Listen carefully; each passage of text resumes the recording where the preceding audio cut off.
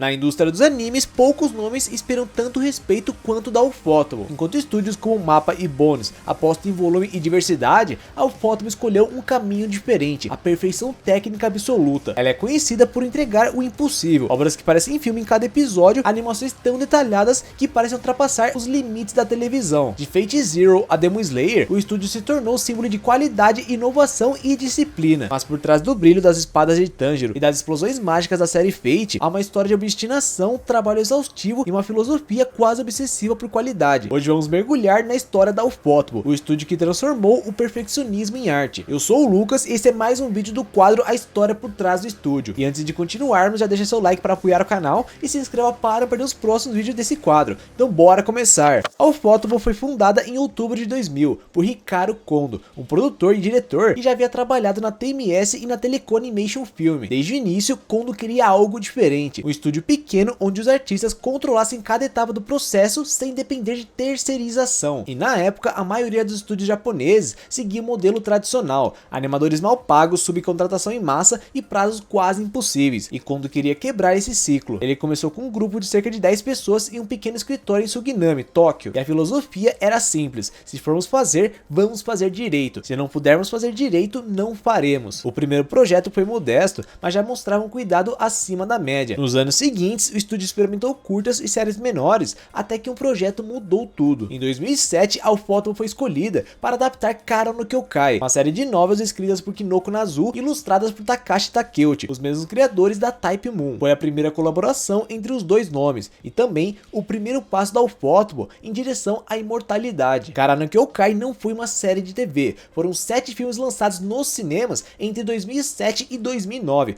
um formato ousado para a época. Cada filme tinha animação de altíssimo nível, com cores densas, ângulos cinematográficos e uma direção que mesclava mistério, filosofia e horror psicológico. E no final, o sucesso foi estrondoso. O público ficou impressionado com a qualidade visual e a Type Moon percebeu que havia encontrado seu estúdio ideal. A parceria entre a Ufotable e a Type Moon estava apenas começando. Em 2011, a Ufotable assumiu um desafio de adaptar Fate Zero, o prelúdio de Fate Stay Night. A obra é uma época de guerra entre magos e heróis lendários, com batalhas espetaculares e um enredo moralmente complexo, e o resultado foi um divisor de águas. Cada episódio parecia um filme. Os efeitos de luz, as partículas de energia, as sombras dinâmicas e o uso de 3D integrado com 2D criaram uma estética única. A abertura da série com o som de Wolf Sing virou icônica. O episódio da luta entre Saber e Lancer redefiniu o que se esperava de uma cena de ação em anime. Com Fate Zero, a Ufotable estabeleceu um novo padrão técnico para a televisão japonesa. As pessoas começaram a associar o nome do estúdio à perfeição, fluidez e iluminação impecável. E mais importante, o estúdio descobriu o seu próprio DNA,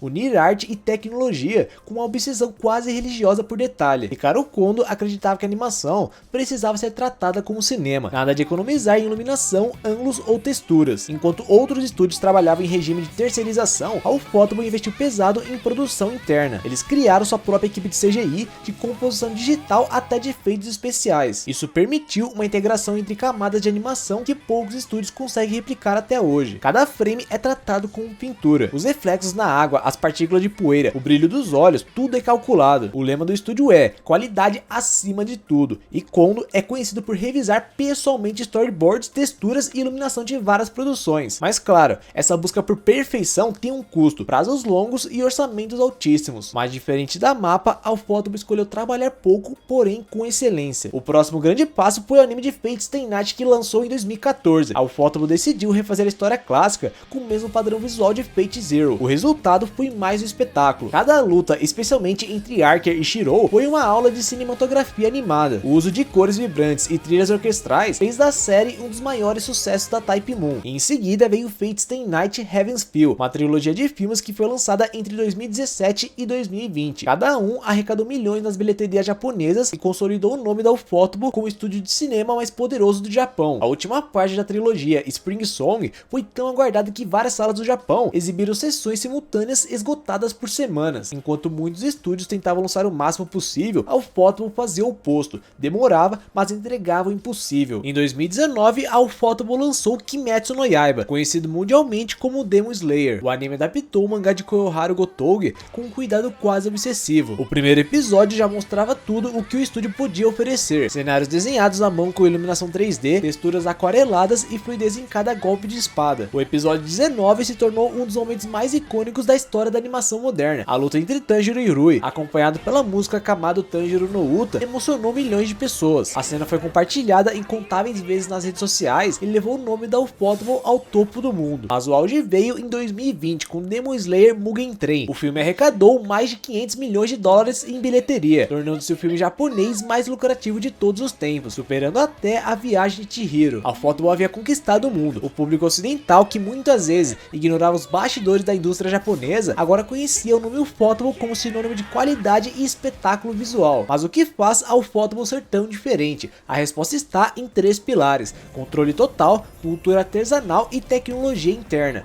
Primeiro, o controle. O estúdio não terceiriza nada, tudo da animação após produção é feito internamente. Isso garante consistência e elimina o telefone sem fio comum em produções terceirizadas. Segundo, a cultura artesanal. Cada animador recebe tempo e liberdade para polir detalhes. As reuniões de revisão podem durar horas só para decidir o tom exato de uma sombra ou a intensidade de uma explosão. E terceiro, a tecnologia. A Ufotable desenvolveu ferramentas próprias de renderização e composição 3D. Eles foram pioneiros no uso de motion tracking em animação japonesa e criaram pipelines de cor inspirados em cinema digital. O resultado é uma imagem com profundidade, textura e iluminação que nenhuma outra produtora consegue igualar com frequência. Mas esse brilho também tem um lado sombrio. Em 2019, o fundador Ricardo Kondo foi investigado por evasão fiscal, acusado de ocultar parte dos lucros da Ufotable Café e dos eventos de produtos. Apesar da polêmica, o estúdio sobreviveu, reestruturou sua administração e manteve sua reputação entre os fãs. Nos bastidores, há relatos de prazos apertados e jornadas longas, mas em níveis muito mais controlados do que outros estúdios. Kondo acredita que o segredo da longevidade está em trabalhar com poucas equipes, mas extremamente alinhadas. Enquanto a Mappa tem dezenas de produções simultâneas, a Ufotable raramente faz mais de 2 por vez. Essa é a diferença entre velocidade e perfeição. O impacto da Ufotable vai muito além da tela. O estúdio influenciou toda uma geração de animadores e diretores. Hoje é impossível assistir um anime de ação sem perceber ecos do estilo da Ufotable. Os rastros luminosos das espadas, a fluidez das câmeras, a integração 3D natural. Além disso, a empresa se tornou um modelo de autossustentabilidade criativa. Ela administra cafés temáticos, lojas próprias e eventos exclusivos, onde vende produtos oficiais e reinveste o lucro diretamente em novas produções. Essa estratégia fez com que o estúdio se tornasse financeiramente